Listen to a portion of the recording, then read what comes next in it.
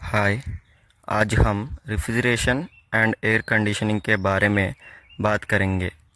Refrigeration and conditioning ये शब्द हम बहुत सुनते हैं, घर पे या ऑफिस पे, कहाँ पर भी। पर हमें ये पता है कि ये रेफ्रिजरेशन एंड कंडीशनिंग कुछ कूलिंग का संबंधित शब्द है। वो कैसा काम करते हैं, वो आज उसका बेसिक्स हम जानेंगे। एक्चुअल में जाने से पहले हमें ये पता होना चाहिए कि रेफ्रिजरेशन का डेफिनेशन क्या है। अब रेफ्रिजरेशन का डेफिनेशन देखिए, क्लियरली समझिए। ए रेफ्रिजरेशन सिस्टम जो है इस एन apparatus और कॉम्बिनेशन ऑफ मैकेनिकल इक्विपमेंट, मतलब ये कुछ उपकरणों का या मैकेनिकल इक्विपमेंट का कॉम्बिनेशन है। इन विच ए रेफ्रिजरेंट इज सर्कुलेटेड, मतलब ये जो मैकेनिकल इक्विपमेंट के जो कॉम्बिनेशन है उसमें रेफ्रिजरेंट को सर्कुलेट करने के लिए यूज़ करते हैं। हम वो रेफ्रिजरेंट को क्यों सर्कुलेट करते हैं? फॉर कूलिंग और एक्सट्रैक्टिंग हीट फ्रॉम स्पेस और बॉडीज। अब फिर देखिए, a refrigeration system is an apparatus or combination of mechanical equipment in which a refrigerant is circulated for cooling or extracting heat from spaces or bodies। अगर आसान भाषा में बोले तो जो ये रेफ्रिजरेशन सिस्टम है वो कुछ उपकरणों का या मैकेनिकल इक्विपमेंट का कॉम्बिनेशन है। इसको हम रेफ्रिजरेंट को सर्कुलेट करने के लिए यूज़ करते हैं। उस रेफ्रिजरेंट को क्यों सर्कुलेट करते हैं? किसी स्पेस या बॉडी को कूल करने के लिए या उसमें से हीट एक्सट्रैक्ट करने के लिए। यह है डेफिनेशन।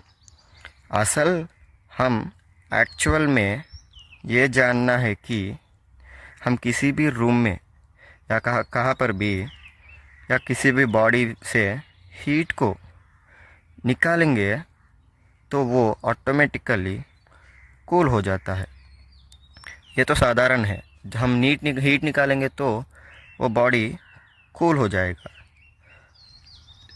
जब हम एसी ऑन करते हैं हम सोचते हैं कि वो रूम कूल हो रही है, पर एक्चुअल में कूलिंग नहीं, पर वहाँ मौजूद हीट को रेफ्रिजरेंट अब्जॉर्ब करके निकाल देती है। जब वहाँ हीट की अब्जॉर्प्शन होती है वहाँ का हीट कम हो जाती है। जब टेम्परेचर कम हो जाती है तब हमें कूलिंग इफ़ेक्ट होती है। ये है रेफ्रिजरेशन से होने वाला इफ़ेक्ट। हम अब रेफ्रिजरेशन का बेसिक सीखना है तो ये सिंपल डायग्राम है। इसमें देखेंगे तो ये कॉम्बिनेशन ऑफ मैकेनिकल इक्विपमेंट 3 या 4 या 5 वैसा उस सिस्टम का हिसाब से यूज़ करते हैं इक्विपमेंट को। वो क्या है कि कंप्रेसर, कंडेंसर, स्ट्रेनर और ड्रायर, एक्सपेंशन वाल्व या फ्लो कंट्रोल वाल्व, एवापरेटर। ये कैसे काम करते हैं अब हम देखेंगे। कंप्रेसर, कंडेंसर, स्ट्रेनर और ड्रायर, एक्सपेंशन वाल्व, और इसको ही हम फ्लो कंट्रोल वाल्व भी कहते हैं, एवापरेटर। अब एक्चुअल में ये जो सर्किट है ना, इसमें ये सब कनेक्टेड है। ये पूरे सर्किट में रेफ्रिजरेंट सर्कुलेट होती है। इन मैकेनिकल इक्विपमेंट के सर्किट में सर्कुलेट होती है। वो रेफ्रिजरेंट जो है वो रेफ्रिजरेंट हीट को ऑब्जर्व करके उसी हीट को कंडेंसर में रिलीज़ करती है और वो फेज चेंज होती है। समझिए, फर्स्ट रेफ्रिजरेंट को हम कैसे कंसिडर करते हैं कि रेफ्रिजरेंट ऐसा होना चाहिए कि कम टेम्परेचर यानी एटमॉस्फेरिक टेम्परेचर को वो मेल्ट होना है, उसको हम रेफ्रिजरेंट के तरह लेते हैं। रेफ्रिजरेंट्स में बहुत टाइप्स है। फर्स्ट ऑफ ऑल हम ये कंप्लीट सर्किट और प्रोसेस के बारे में जानेंगे। फर्स्ट कंप्रेसर से स्टार्ट करेंगे। कंप्रेसर में क्या होता है कि ये रेफ्रिजरेंट वेपर फॉर्म में वेपर रेफ्रिजरेंट आता है इससे अंदर। जब वो वेपर रेफ्रिजरेंट कंप्रेसर में आती है तब कंप्रेसर उसको कंप्रेस करके हाई प्रेशर क्रिएट करती है। हाई प्रेशर में कंप्रेस हुआ वो वेपर रेफ्रिजरेंट अब कंप्रेसर से कंडेंसर में जाती है। वो रेफ्रिजरेंट वेपर फॉर्म और हाई प्रेशर में है।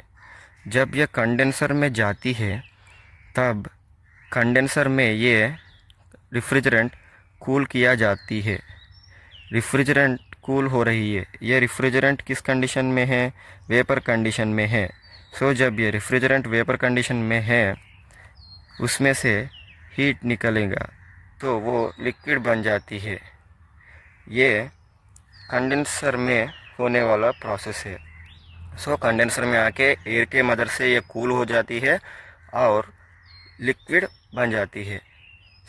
सो हम एयर या वाटर को कंडेंसर के सराउंडिंग्स को सप्लाई करेंगे तो रेफ्रिजरेंट में जो हीट है वो बाहर जाती है। जब वो बाहर जाती है वो रेफ्रिजरेंट वेपर से लिक्विड बन जाती है।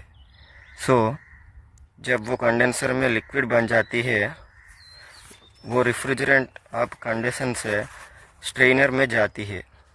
ये स्ट्रेनर क्या है कि एक्चुअल में इस लिक्विड में कुछ अनवांटेड पार्टिकल्स है तो पाइपलाइन से या बाहर से कुछ रस्ट या कुछ भी है तो निकाल देता है।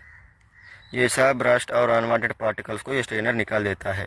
वेपर से लिक्विड बनती है। यहाँ ड्रायर में सब अनवांटेड पार्टिकल्स चले जाते हैं। अब ये लिक्विड रेफ्रिजरेंट एक्सपेंशन वाल्व और फ्लो कंट्रोल वाल्व में जाती है। ये फ्लो कंट्रोल वाल्व से इससे रेफ्रिजरेंट का क्वालिटी तो ड्रायर में हम क्वालिटी बढ़ाया है क्योंकि हम अनवांटेड पार्टिकल्स निकाले। अब यहाँ का क्वांटिटी का कंट्रोल करते हैं। ये एवापोरेटर में कितना क्वांटिटी हम बेचना चाहते हैं वो कंट्रोल करते हैं ये फ्लो कंट्रोल वाल्व से। अब एवापोरेटर में क्या होता है कि वहाँ जाने के बाद ये जानेंगे तो कंप्लीट रेफ्रिजरेशन के बारे में हम जान सकते हैं। एवापोरेटर में क्या होता है कि यहाँ से एंटर हुआ लिक्विड रेफ्रिजरेंट या एवापोरेटर में एंटर होती है। जो ये कंप्रेसर है वो ऑलरेडी रनिंग में है। ये कंप्रेसर एवापोरेटर में लो वैक्यूम क्रिएट होती है। सो यहाँ प्रेशर लो बन जाती है। जब यहाँ प्रेशर लो होती है तो ये लिक्विड रेफ्रिजरेंट एटमॉस्फेरिक से टेम्परेचर से कम हो तो वो मेल्ट हो जाती है। जब ये लो प्रेशर हो गया ये कंप्रेसर से यहाँ वैक्यूम क्रिएट हुआ है और उससे यहाँ लो प्रेशर क्रिएट हुआ। इसके वजह से हम जो भी बॉडी को या स्पेस को कूल करने चाहते हैं उससे ये हीट को ऑब्जर्व करता है। जब ये हीट ऑब्जर्व करता है ये लिक्विड रेफ्रिजरेंट वेपर्स में से कन्वर्ट हो जाती है। जो वो स्पेस है वो कूल हो जाती है, मतलब टेम्परेचर डिक्रीज होता है। उस स्पेस से हीट को रेफ्रिजरेंट लेके कंप्रेसर में जाती है। वेपर फॉर्म से फिर सेम प्रोसेस होती है। हम क्लियरली समझेंगे तो एवापोरेटर स्पेस से बॉडी से हीट को लेके लिक्विड रेफ्रिजरेंट को वेपर में कन्वर्ट करके उस बॉडी में या स्पेस में कूलिंग इफेक्ट लाती है। ये मेन थिंग एवापोरेटर में होती है। उसके बाद फिर से condenser, dryer, expansion valve, evaporator, ये सब फिर से होता है। ये simple basics of refrigeration and it's process. इसमें भी टाइप्स होते हैं। मैं सोच रहा हूँ कि सबको समझ में आ गया। कोई डाउट्स आएगा तो कमेंट्स कीजिए। इस चैनल को सब्सक्राइब करिए और शेयर कीजिए। Thank you for watching.